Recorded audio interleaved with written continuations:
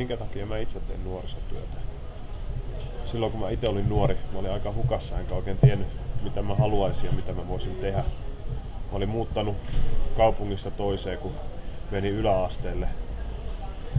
Menin sellaiseen kouluun, mihin jengiä tuli ympäri Lahtea.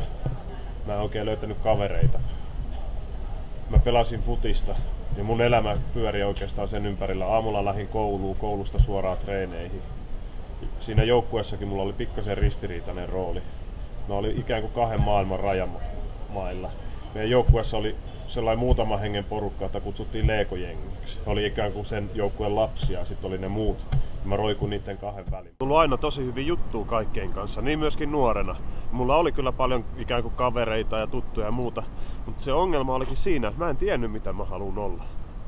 Mä en tiennyt, että mihin ryhmään mä haluaisin kuulua tai mitä mä haluaisin tehdä mun elämällä.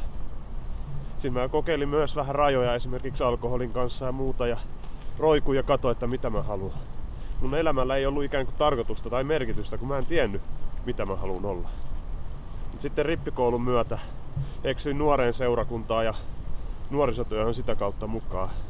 Mä löysin merkitystä itselleni ja ekaa kertaa mä tunsin, että tää on sellainen yhteisö, missä mä haluan olla mukana. Kuulumisen tunne, se on kaikille meistä tosi tärkeä juttu. On tosi tärkeää, että sä voit löytää sen oman paikan, missä sä tunnet, että sä haluat olla. Nuorisotyö ja seurakunta oli mulle sellainen juttu. Ja sen takia mä oon myöskin nuorisotyöntekijä. Mä haluan auttaa muita nuoria löytämään sen oman juttunsa.